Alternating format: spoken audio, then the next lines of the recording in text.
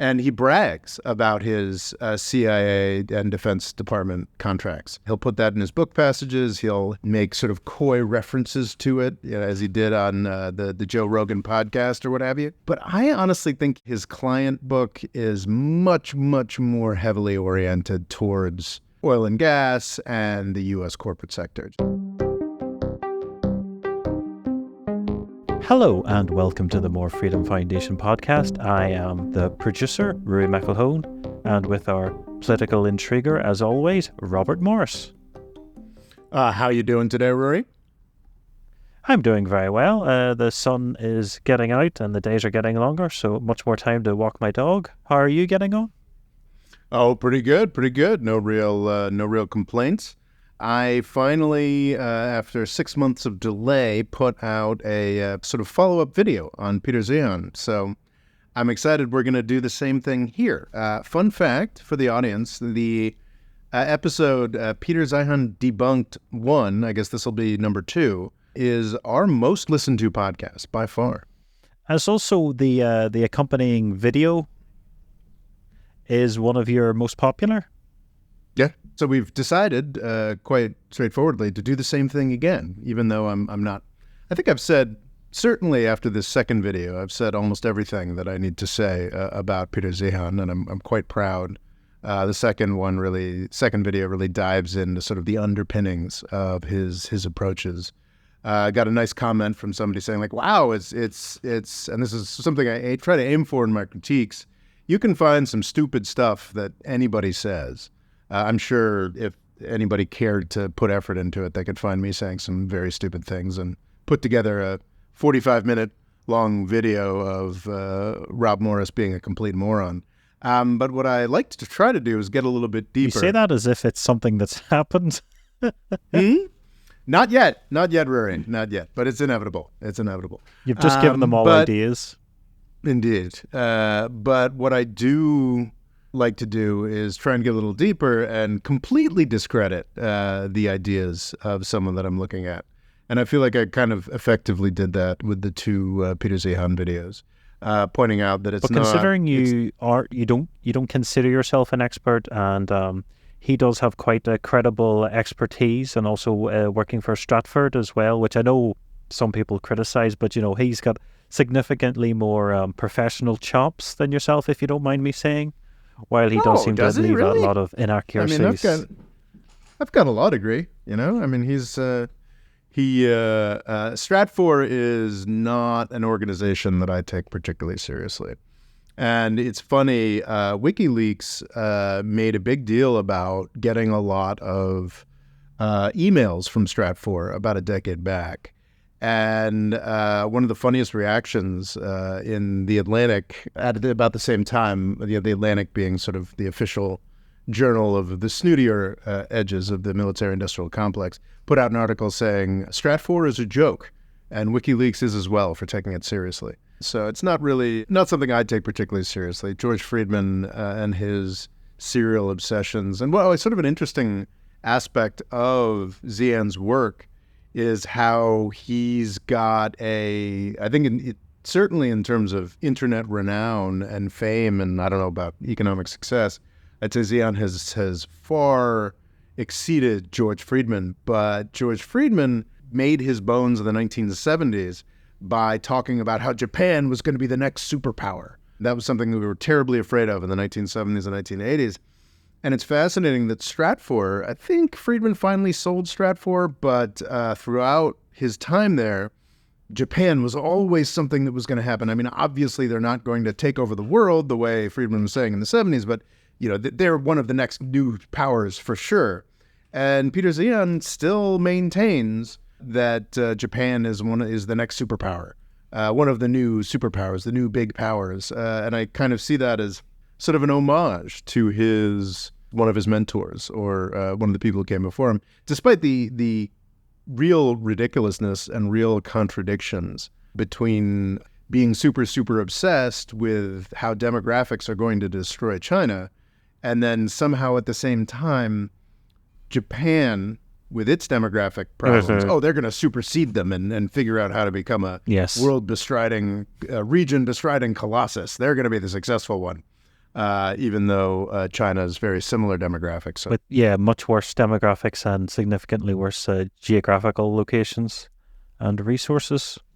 There's a real base layer of ridiculousness to the way that Stratfor approaches the world, the way that Peter Zeihan approaches the world. But there's a market for it. People want to go to conferences and hear people talk about things confidently. And Peter Zeihan talks about things very confidently. What part of the American government do you think really like Peter Zeihan? Well, it's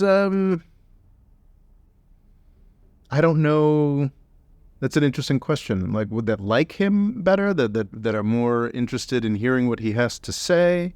Like, what parts of American power seem to really chime with what he says, or it seems to line up with their ideology? Well, Stratfor is, in my, just judging from where it came from, where it started out, is Stratfor started out in Louisiana, ended up moving to Texas. It is a oil and gas funded entity, and I think that's sort of where Peter Zeihan started out. That's where you can see it continuing. And I see, I get tons and tons of comments, Peter Zeihan works for the CIA. He works for the Defense Department, this, that, and the other thing. And he brags about his CIA and Defense Department contracts. He'll put that in his book passages. He'll make sort of coy references to it, as he did on the Joe Rogan podcast or what have you. But I honestly think he's more I would imagine that his client book is much, much more heavily oriented towards oil and gas and the U.S. corporate sector, just judging by most of what he talks about. If you read his books, he's talking about supply chains, he's talking about this, that, and the other thing. And if there were any kind of deep engagement with what the U.S. government has been focused on over the past 20 years, he frankly wouldn't be as completely ignorant of the Middle East as he appears to be. He wouldn't have made so many bad predictions about Eastern Europe. He wouldn't be... Yeah, so I think he likes to sort of hint that the CIA has, and I'm sure the CIA has invited him in and paid him to give a talk or two. Like, this is an amusing thing at a conference. Let's have a geopolitical futures conference and get a bunch of different people in there, and let's get this Peter Zeihan guy in there too, because he's got some ideas. So I think that his connection to government is probably something that he exaggerates for marketing purposes, frankly.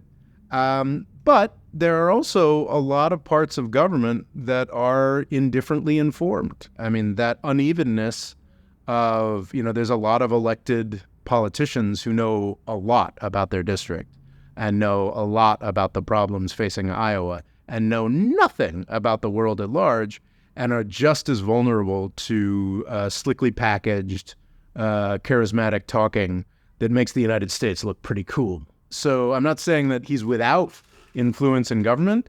It's just that, like, looking at his work, it's so fundamentally unserious in a lot of ways and just like ignorant of a lot of the basics that I can't imagine like what kind of serious government agency would have been made extensive use of his services.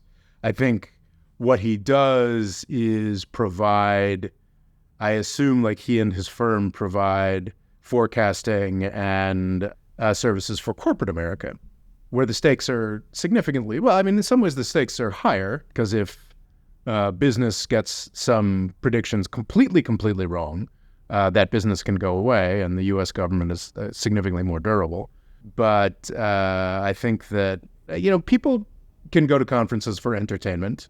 People can purchase research products for entertainment or for brainstorming purposes. And I think he's been very successful at that. I think it's a very savvy thing that he's been doing. I mean, just in case people, we should have done this earlier, but in case people are stumbling upon this for the first time, Peter Zeihan is a geopolitics guy who is now very successful on YouTube. He's had a practice consulting and forecasting for about a decade. or something, a decade independently. But yeah, it's an interesting business. But what's, I think, in terms of his growing influence on government, that would be his growing influence on culture through the fact that he has really broken out on YouTube over the past 2 years. He puts out 4 or 5 videos a week, I think, and all of them get hundreds of thousands of views. And one of the things that finally got me to sit down and do a produced video about Peter Zeihan a year ago was the fact that on my normie college buddy WhatsApp group, people started bringing up Peter Zeihan and his approach to things. Are you sad that this might be the last time you talk about Peter? Oh, I don't know if it's going to be the last time I talk about Peter, but Okay. I'm pretty excited that having finally gotten this second video out. You've had your fill for the next year or two? Yes, I should say so. Well, I mean, typically, so I would say that if this, the first video got 180,000 views. I think I've got another couple unproduced videos that are probably around 50,000 views. So if this new video and the other videos make it up to 500,000 views, if they do that, then I think I'll do a produced video on Peter Zeihan's environmental punditry, which is, I think, pretty bad, but I didn't have the time and energy to devote to trying to debunk his environmental takes. Because that's not really my area of expertise, whereas I would say that foreign policy, geopolitics is an area of expertise where I think I'm quite comfortable correcting Peter Zeihan's stuff without much ancillary research. So we're going to talk about a article he published in 2010, basically saying about how he's predicted what's going to happen over the next decade, and we'll see how accurate he was.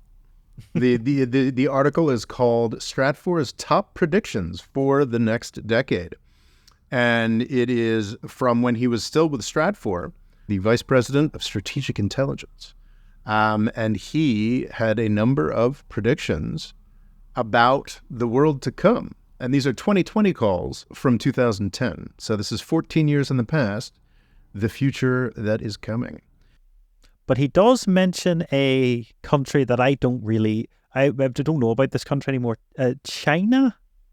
It used to exist back in the past when he wrote this. Yeah, it's true. It's gone now. The China was a thing, but it's now gone. It's interesting. People give him a lot of guff for his already 15 years ago talking about how China is doomed. But honestly, I think his maybe we'll talk about it when we get there, but I think his take was kind of prescient on China, considering the way that most people viewed China back in 2010. But obviously, as it remains the case, the future for China was not as bleak as he was describing.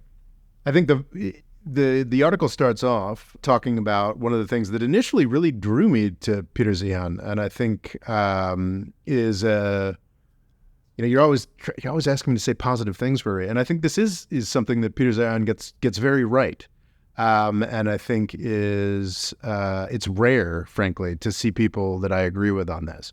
But he starts, what are the broad trends that Stratfor sees shaping the world in the next decade?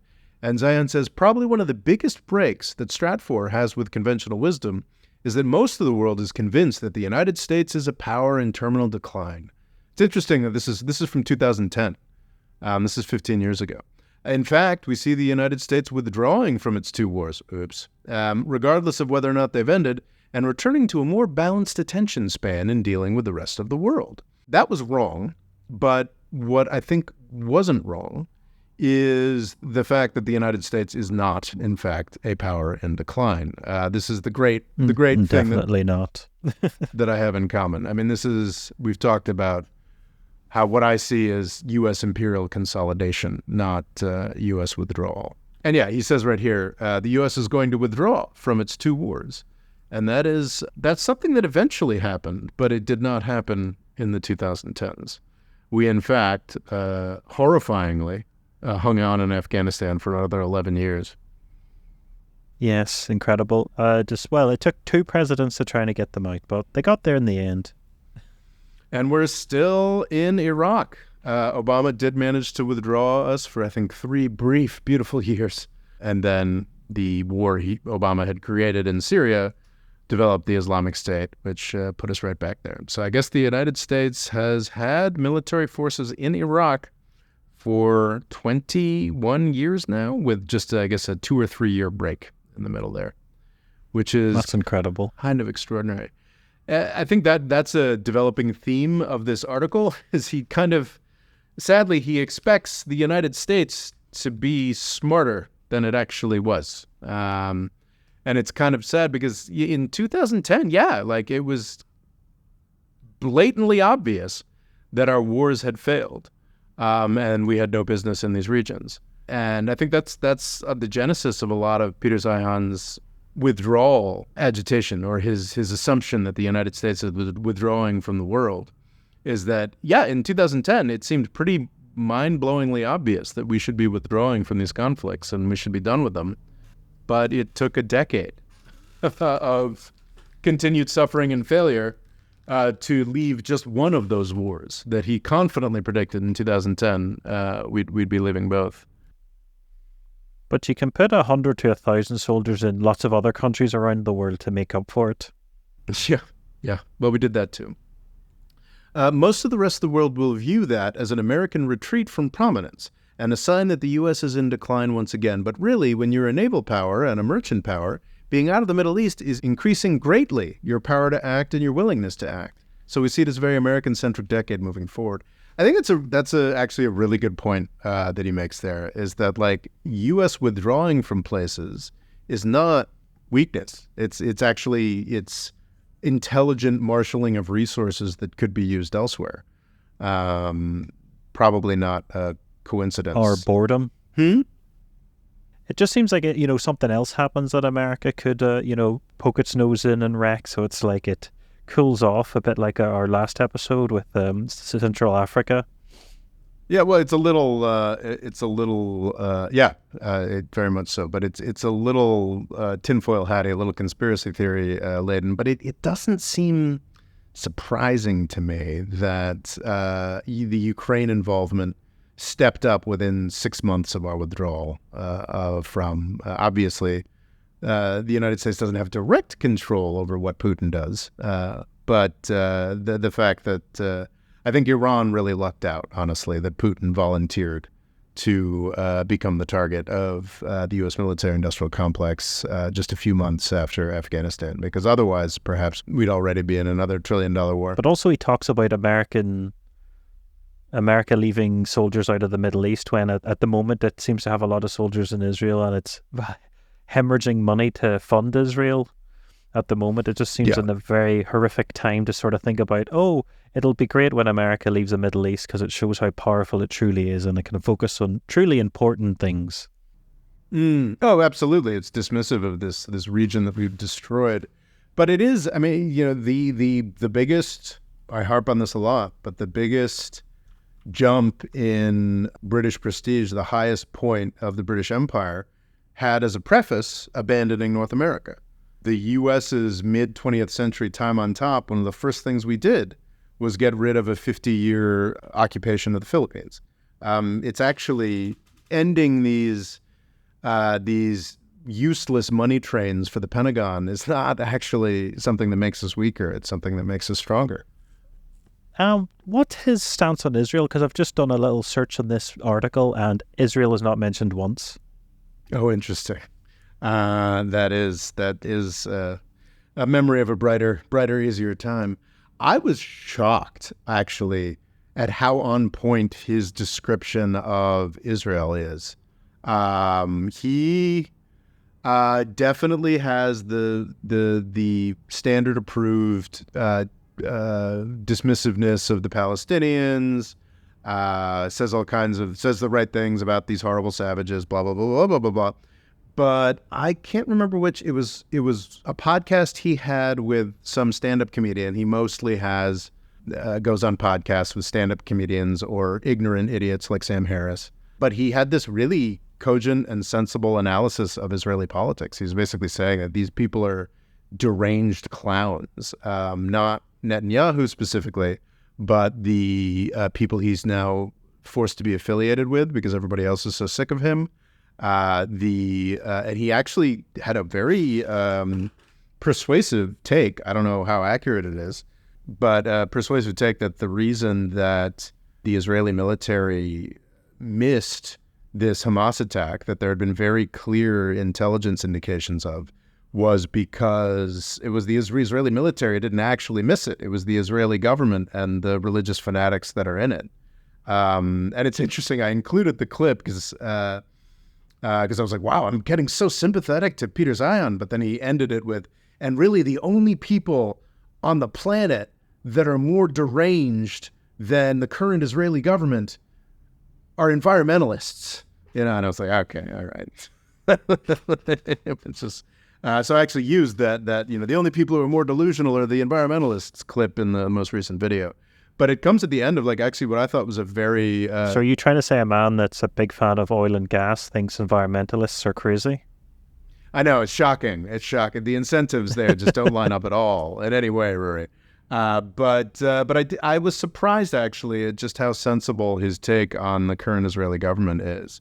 And it's funny the way, because he's so, he gets away with a lot. One of the most amusing things in listening to his podcast had to have been he was on a Sam Harris podcast recently. And in a environment in the United States where we are just awash in fantasies about how the Israeli people are indigenous to the Middle East and this, that, and the other thing, and how dare you, it's a liberation movement. And he goes on the Sam Harris podcast where Sam Harris has just spent 20 minutes being like, why can't we bomb Iran? Why can't we bomb Iran? Why can't we bomb Iran? And he's describing Israel, and he's describing Israel in a positive sense, like, oh, they've got the, startup nation, this, that, and the other thing. And he just slides in there. And, one of the reasons that Israel is so much more powerful than the rest of the people in the region is because it's entirely European capital and entirely European human capital that came over after World War II. And it was just fascinating that Sam Harris is so dim that he didn't even catch the complete evisceration of a lot of the sort of Zionist mythology that he's pushing. But that was an amusing moment. I really don't like Sam Harris. That's something I've held on to since 2015. Mm-hmm. Sorry, the clip from The West Wing keeps circulating where the president keeps wanting to put this old map in the White House, and all his assistants are basically like, "You can't put that up. Israel's not on it." And it's like a map from the 1700s. And then he's he shows another assistant. Wait, I want to show you this great map Charlie found. Sir, I know that. You can't put it up in the West Wing. CJ. It doesn't recognize Israel. Yes, it kind of reminds me of that. Yeah, no, it is kind of fascinating because it's worth, I guess, remember that Peter Zeihan, I think we sort of attack him like he's the establishment, and there's a lot of people in the comments who are like, oh, he's CIA, this, that, and the other thing. It is kind of a weird, his approach, where he comes from, he's definitely been very economically successful, but I think he's very much like U.S. corporate world. And there are some elements there that aren't as interested in the pieties of the U.S. government, U.S. elites.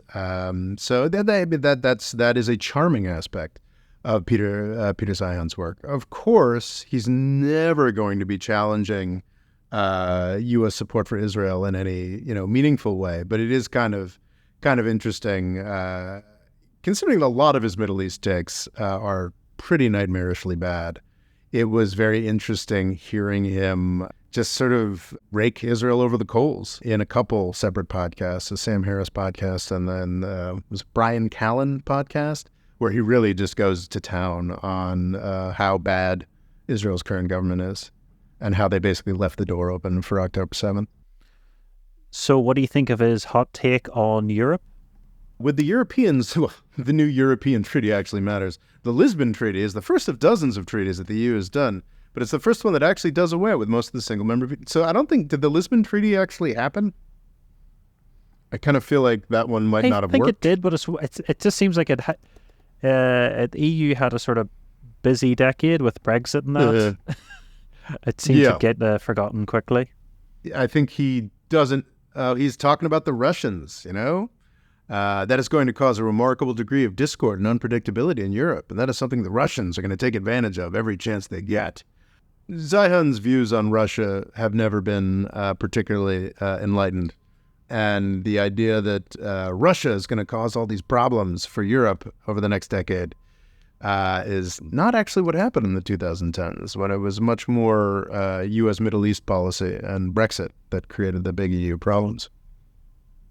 Also, I think he thinks there's going to be a lot more trouble for Europe. I seem to think, I don't know, I remember Alex Jones basically just said, I think the EU will be gone within a decade. And I think there's a sort of comfort blanket for a lot of Americans. Any country that's maybe sort of some way equal, or occasionally might say, you could do things better. It's just nice to think that they'll just evaporate and go away, so you don't need to think about them. Do you feel he has a bit of that? That's just sort of, don't need to worry about these jokers. They'll just disintegrate over something. So this is something that annoys me. As long as Europe, and he makes this claim over and over again that he predicted Russia's invasion of Ukraine, and I guess here in 2010 you can find a sentence that predicts that. As long as Europe is at each other's throats, even if it's just with bureaucratic paper, the Russians are going to take advantage of that to strengthen their western perimeter and push the frontier into Europe as far as they can. They know in 20 or 30 years they're not going to be able to do much, so they want to buy as much time and space as possible. And I mean, that is something that happened. Ukraine was invaded. I think that's... you can interpret it as that, but he might have originally meant it as just a lot more, political influence and that kind of thing. Yeah, that's true. There's certainly a fair amount of overinterpretation. But does he often talk about Russian demographics basically saying they won't have enough young men to do an actual big war? So this could be the big war he was referring to? Well, I think he even here in 2010, he's hitting a note that he hits over and over again, which is if they're going to do things, they need to do it now. They need to do it now. They need to do it now. And they did do something. It's interesting, just his general problems with Europe. I think saying that Europe is going to have trouble and Germany's going to be a problem. Well, yeah, it's one of those things. It's like you could be referring to something, could refer to about something tiny and then make it out like it's a big thing, or then just if something big happened, go, see, I said it.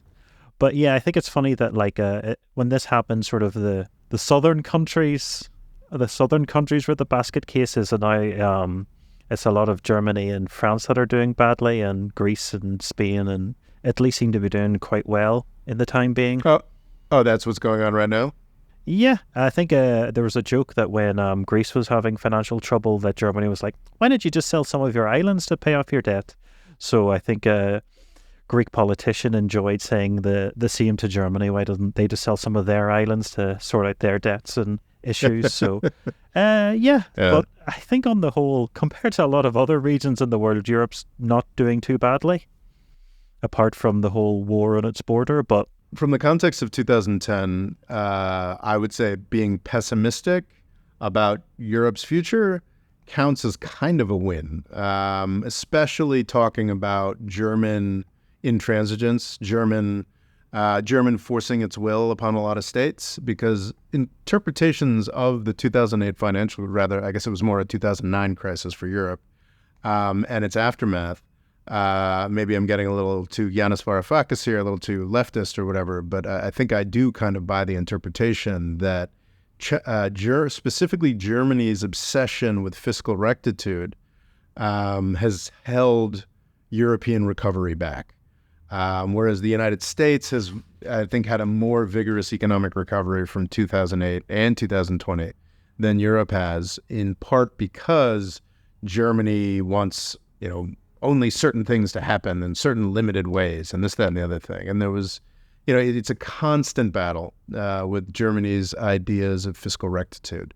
And you know what? Maybe Germany's entirely right, and maybe the United States is going to have some big explosion because of how little fiscal rectitude it's had under the Trump and Biden administrations. But I think that even though the source of trouble was much more external or UK focused than previously internal, now external, than he mentions. I think he's not wrong in pointing out that the 2010s were going to be kind of rough for Europe. What does the American business community need to pay closest attention to? Oh, yeah, here we go. Getting into it. The business community is probably going to get its shirt handed to it over China. American investment into China is not nearly as robust as most people think. It's actually only $5 or $6 billion every year. Very, very small in the grand scheme of things, even by Chinese standards. I haven't looked up the figures, but I'm pretty sure that's no longer the case. The ability of China to continue to supply cheap exports to the United States might come into danger. But you're going to have to pay very close attention to your supply chain there as the politics of China become unglued. So here he is already basically predicting the dissolution and disarray of China. Again, from the context of 2010, saying that there's going to be difficulty with China, saying that China is going to have a worse time than most people expect, that's actually kind of on point. That's a good prediction to be making in 2010. The politics becoming unglued? A lot of it seemed to happen just right at the end of the decade with COVID, because it seemed like China seemed to ride the recession, the global recession quite well. That decade seemed to go okay for it largely. Well, I would, so I think in 2010 specifically, China was riding very high because they had not just saved China, they had, in a lot of people's indications, kind of saved the world in the aftermath of the 2008 financial crisis. Both the United States and Europe were very limited in their stimulus packages. We're very concerned to get back to austerity as soon as possible. And China was the big standout. It was like, no, we need to keep having this economic growth. And of course, in 2008 specifically, China's economy only grew by 2 or 3%, but I think it was probably the only economy in the world that grew because of massive stimulus spending at every level of Chinese government. They can tell the banks to lend more money. I mean, they have incredible levers to pull. And in 2008, they pulled them, and they went heavily into debt, but they kept the economic engine roaring, and in the process also kept the world's economic engine roaring. And obviously, 2008. This article's in 2010. Tremendous knockdown in the prestige of the United States and Europe. China's looking pretty great, but it wasn't just COVID. The bloom had sort of fallen off the rose even by 2015, 2016. Weirdly, that part of the economic hiccup, the sort of Great Recession's sort of mini little, hangover, was in 2015, 2016. There were a number of things that happened. I think the Fed tried to increase rates a little bit for the first time or whatever, but there were a number of things that happened.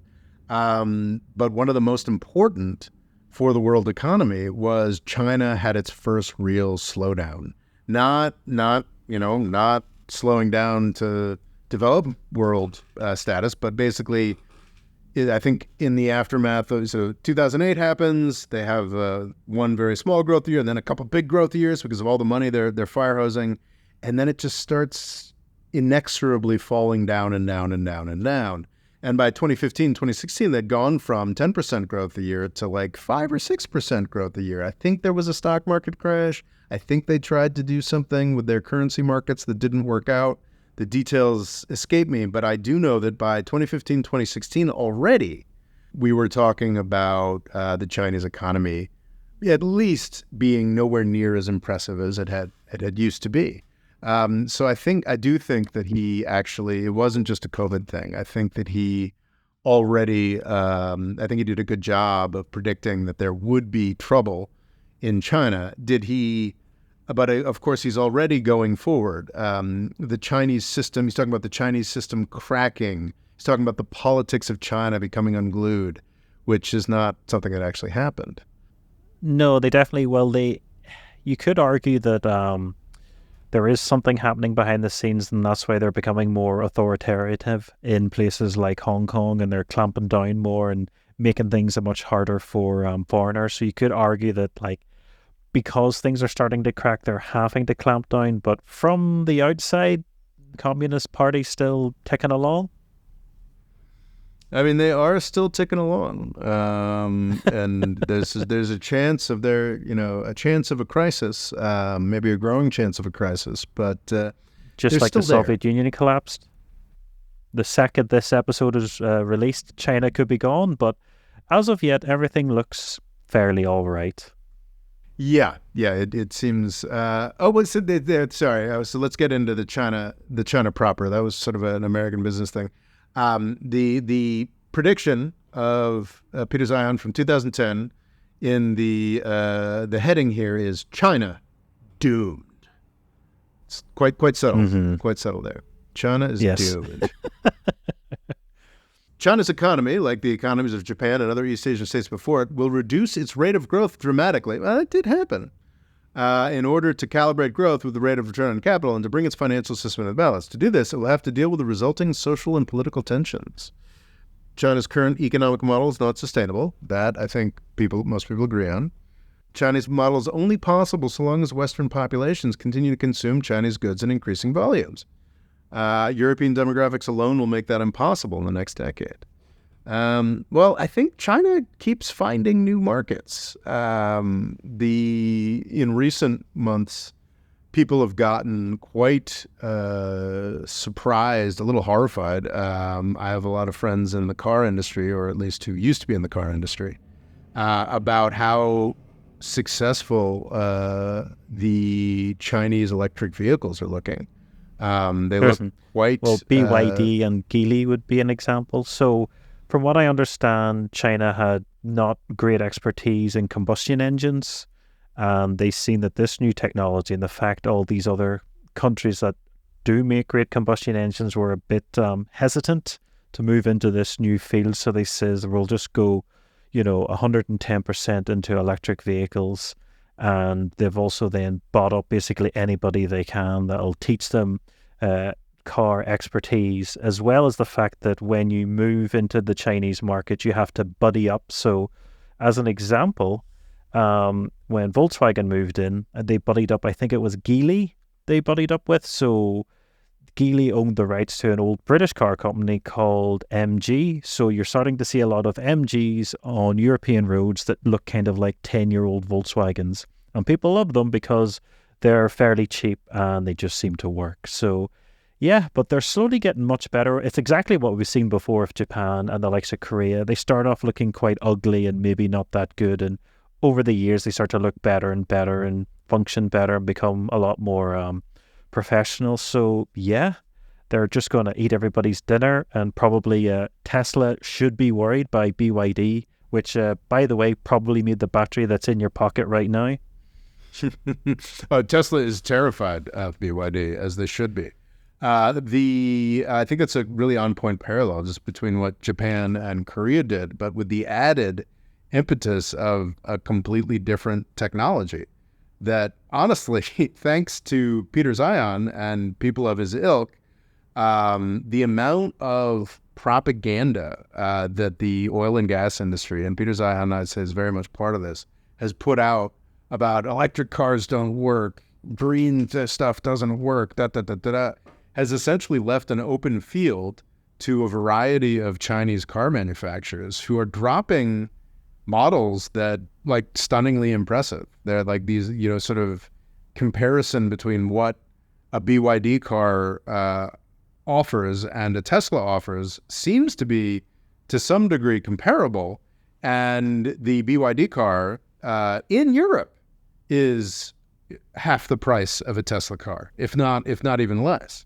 Oh yeah, well, I don't know, Tesla went mad. They should have basically tried to make a super affordable normal car, but instead they made the Cybertruck. The amount of engineering that's gone into that could have went into making an incredibly light, incredibly affordable runaround. It might tank the company, but that's a different conversation. Indeed. Well, they should have. That was supposed to be what the Model 3 was. Supposedly, their current not quite as luxury sedan was supposed to be affordable. It's still expensive. But it's not, yeah. The Cybertruck was definitely a misstep. It's still very much a BMW territory, in my opinion. I don't know that Tesla's doomed quite yet, but they are certainly suffering the effects of the exuberance of 2020, 2021. But regardless, now I don't think that this electric car sector alone is going to be enough to sort of save China or what have you. But it is. Oh, no. We are in 2024. China is rolling out new consumer goods that are expected to revolutionize the world. That is not sort of what Zeihan is predicting here. Internal tensions will break the current system. Well, it is not broken. It's interesting. He's talking about, I don't hear much about this anymore. But it used to be, I think I talk about it in videos. Internal tensions will break the system. The government knows how tense things are with rich and poor and is trying to shift resources to the vast interior comprising the bulk of China. But this region is so populous and so poor and so vulnerable to minor shifts in China's economic fortunes that China simply lacks the resources to cope. I think we can say with great confidence that China has the resources to cope. But is he basically arguing that places like Tibet will break away? Because it just seems like it's so incredibly poor and being so heavily dominated by the Chinese Communist Party. I can't see a region like that breaking away. So, as I said, for China, for Tibet or Xinjiang to break away, as they absolutely have broken away in the past repeatedly, I don't think Tibet was at all reliably a part of China until the 1700s, relatively recently in the scope of Chinese history. And Xinjiang, maybe there was parts of it that were kind of Chinese, in the 1200s, and then, but what happens, and I think what Zeihan points to, is that there's dissension inside of China, which allows Tibet and Xinjiang to go their own way. And I in the most, they just sort of get neglected while, because they have long histories of populations that are very different from the Han Chinese, and are in the process of being assimilated, but those processes don't work the way they used to post-industrialization. In the video, I say that, if China, if all of these things that are real problems for China, the demographics, the economic tensions, the weirdness of their politicals, all of this comes to a head, and maybe they lose an attempt to invade Taiwan or something. In the perfect storm of everything going absolutely wrong, I could see maybe Tibet or Xinjiang making a stab at a couple decades of independence again. That's conceivable to me. But Zeihan goes further. He says that if China's, he doesn't say maybe. He says it's almost guaranteed that within the next decade, we're going to see a return to the 1930s with Beijing and Shanghai fighting against each other. Dissension within the sort of Chinese territories. So a proper civil war? Oh yeah, that is his prediction. Wow. That is his prediction. Okay, that would be terrifying. No, I think he's trying to he'll talk about if I'm a betting man, there's going to be a big civil war where half the population dies. I think that's a more or less direct quote from the Brian Callen podcast. He thinks that half of China's population is going to die.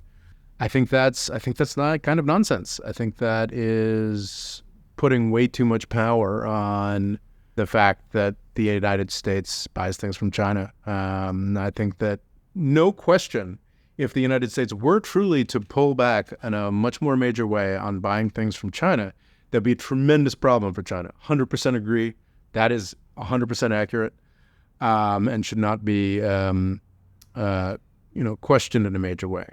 But would it lead to a civil war killing half the population? No, I don't think so. Because I think China is, as with most countries, is a stronger country than Peter Zeihan is willing to give. But could you see the fact that it has such strong central command that if there was, say, a large, say, food crisis, it could lead to a complete collapse?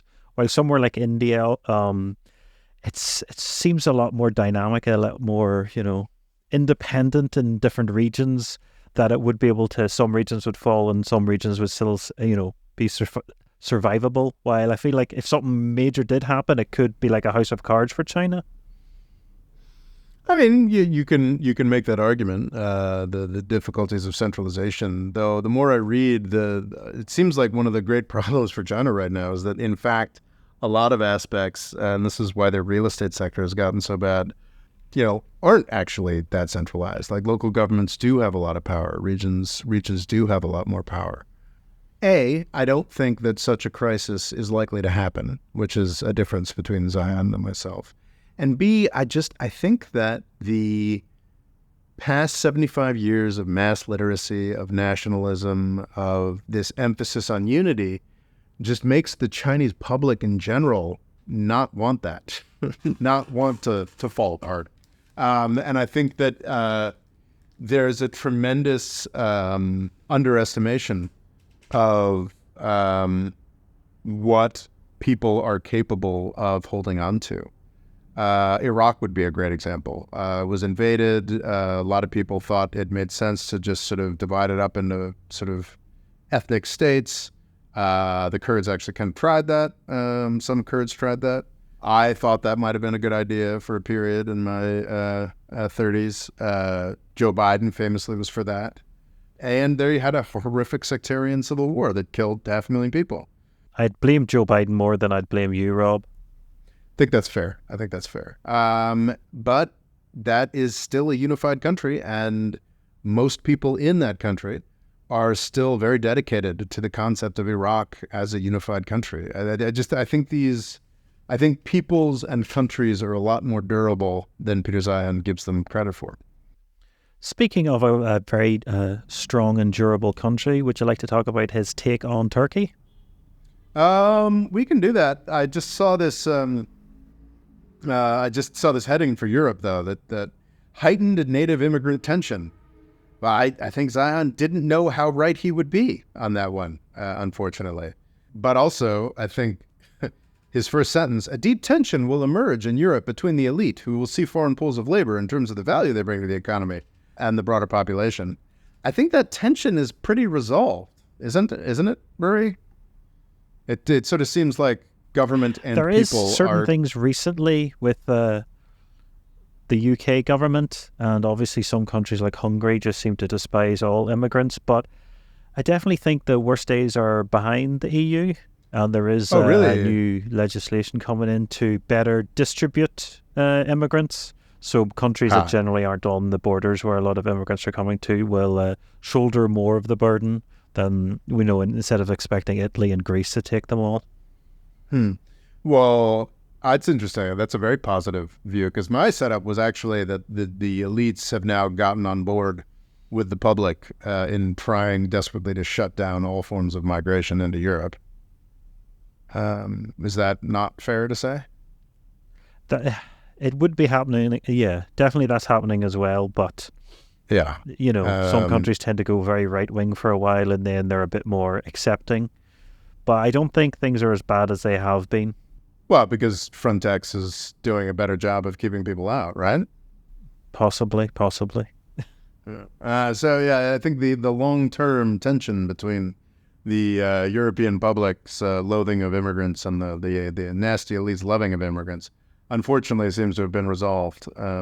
But then again, if they're white immigrants, they tend to be a lot more accepting, as a lot of Ukrainian immigrants were sort of welcomed in unprecedentedly.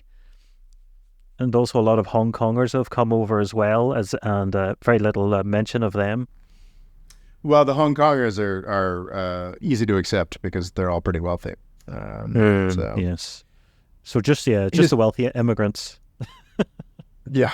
The United States, we're very, very open about that. If you can, I think most countries are like that. If you can afford a certain level of investment in property or business, you can come. Oh, yeah. But I think America, being the richest country, tends to attract most of them.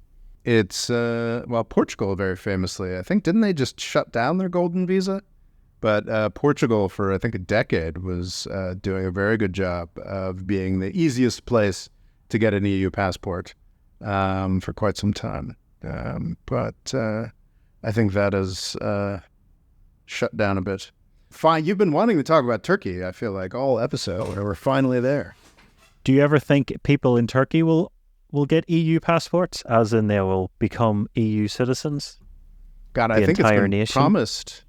Well, I think it's been promised a couple times now that not just the EU membership. I think it's basically if you behave and follow this criteria, and Turkey doesn't follow the criteria. Turkey's followed a lot of the criteria, actually, but one really crucial Okay. I thought the only part is thing they met was the funding for, scientific research. There are aspects. I mean, the acquis communautaire is this 36 chapter thing, and I think Turkey has made progress on a number of them. But beyond EU membership, which is not going to happen for a decade plus, I think there was some deal over refugees where Turks were promised visa-free entry to Europe, and that never happened. Sort of a number of interesting broken promises. It is interesting. This Turkey rising paragraph here is, Turkey is emerging as a self-confident regional leader with a strong military and economy. We expect the trend to continue and see Turkey emerging as the dominant regional power. That hasn't really happened. What has happened is it has been a kind of rise, but it has been a rise that has... Oh, definitely. It has been a kind of rise, but it is, to call it the dominant regional power would be a drastic overestimate because, unfortunately, the dominant regional power remains the United States. And to the extent that the United States backed off, it created tremendous opening for the Gulf monarchies. We didn't really back off, we just sort of signed over our power in the region to these Gulf monarchies. And Turkey has certainly had some outsized successes, but it's been stymied over and over and over again. In 2011, Erdogan, the leader of Turkey, is associated with the Muslim Brotherhood. They have sort of similar ideological hang-ups. And in 2011, with the Arab Spring, Muslim Brotherhood governments came to power across the region. And it really did look, a year after this article was published, like Turkey was going to have this kind of regional dominance. And wow, has that not happened? The United States and Russia worked pretty hard to crush the Islamist uprising in Syria, the Islamist government that had democratic power in Tunisia, now mostly in jail. In 2013, Egypt's first democratically elected president, also Turkey affiliated, was kicked out of power by a coup. He's since died in prison. So really, this is another one of Zeihan's 2010 predictions that should have happened, should have made sense if the United States had just had the presence of mind and budget consciousness of backing the F off the region. Instead, we decided to join with a bunch of the Gulf monarchies in doing a massive counter-revolution across the Middle East, and it's pity. And Turkey was essentially robbed of what would have been a sort of naturally evolving prestigious position in the region and reacted with a military invasion of Syria and essentially in the failed states that the United States... Which it wouldn't have done if Syria was like a normal, stable country. No, of course. So what Turkey has been able to do that has certainly given it the veneer of military power and influence is to jump in countries like Libya and Syria that the United States has destroyed, and really just sort of playing around in the U.S.'s wreckage is not exactly global leadership. But it is definitely getting arms trade is now very impressive, and it almost could be replacing the likes of Russia on the world stage. They're making their own, they call it a fifth generation fighter, but, 4.5 will do, and their incredible Bayraktar they are becoming very influential on the world stage. Everybody loves those Bayraktars. Everybody loves those Bayraktars, those drones. I don't know. I am perpetually optimistic about Turkey. I love the country. I love the people. But I don't think they've really satisfied Zeihan's predictions Do you think America robbed their decade? Yeah. I mean, the Syria, Erdogan is a terrible leader. After a brilliant first decade, he has held on for a disastrous second decade. And the reason he was able to do that is the Syrian civil war that the United States created. Do you think he gets... It's a real shame. He talks about a neighboring country, Egypt. Do you think he gets it right? Yeah, this would be the worst prediction here. Yeah, no, he does not. Yes. He basically seems to say kind of a repeat of the Turkish one. Everything's going to be great and they're going to be a great power all around. And no. God, this article is so sad because, like, generally it's like, imagine what a magical place. You can see where he's coming from and it makes a lot of sense, but sadly that's just not how it played out. Yeah, because it's like the magical world that would have existed if the United States had just withdrawn, you know? Instead, 2020, Egypt, we talked briefly already, they got a democratically elected president for the first time in 2012, and then in 2013, mass slaughter and the end of democracy. So, yeah, it just... Oh, man, this sounds so nice. However, as Turkey rises, Ankara will need a large source of cheap labor and markets for exports. The result will be a coattails effect for Egypt. With this synergistic fortification, we expect not only an end to Egyptian quiescence, but increased friction between Egypt and all other regional players. Well, no, Egypt is famous for working with Israel, working with Gulf monarchies, working with a range of crappy militias and the wreckage surrounding them. This is Zeihan is speaking from a world before the Syrian war, when Turkey was putting together, rivals to the EU and customs unions and market regions, and all of these things were possible until we decided to destroy Syria. And none of them happened. It's quite sad. Well, I just thought it was funny. He's basically saying, India, not a factor. Yeah. Though that's it. India has always been a country of endless unrealized potential, and it will remain so in the 2010s. That's not my take on India over the past decade. Certainly, Modi's India made a lot of great promises it didn't fulfill, but it's fulfilled enough of them. I think, was it this year that I think it's overtaken the UK in GDP terms. It's exactly what I was going to say, yeah. I think it was last year. Number 5 worldwide. Where India became a larger economy than the United Kingdom. So a larger economy than the United Kingdom makes India a factor. Yes. Oh, God. Definitely. Oh, man. I forgot how much worse this article went. His next header is Iran pacified, which is, again, not exactly, if the United States had not created the war in Syria, had not created the Islamic State, had stuck to the Iran nuclear deal, then yes, Iran would have been pacified. Instead, we're talking about the possibility of an Iranian bomb. So yeah, it's almost like a kind of a Norman Angel vibe here. The famous economist, I don't know what he was, who pointed out that World War I would have been too disastrous. In the years before World War I, he said, there's no way they're going to go to war because it would end all of these countries. Yes, I think it was a journalist, just a famous article. No, he wrote a book. Yeah, there's too much capitalism going on. They're too interdependent. War would be too unthinkable and wouldn't happen because it would ruin the countries too much. And he's famously seen as a great fool, but he was actually right. Yeah, it did ruin those countries. In fact, I read his book, and he predicted what would happen. He said, and I think the problem is like, he was thinking, like, what would sensible sane countries do? Mm-hmm. And then I think that's exactly the problem with Zeihan's article from 2010. If the United States had just backed off. Well, it reminds me very much of a what if.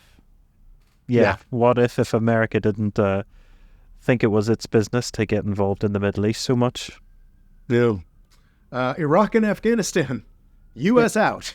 Well, it took 11 more years, but we did eventually leave Afghanistan. We are lamentably still in Iraq. Oh, God. Oh, this is really depressing. What's the justification for Iraq at the moment? We're fighting the Islamic State, which is utter hogwash. Oh, yeah. Basically, for the most part, this one's right, but sadly, in one very major case, it's very wrong.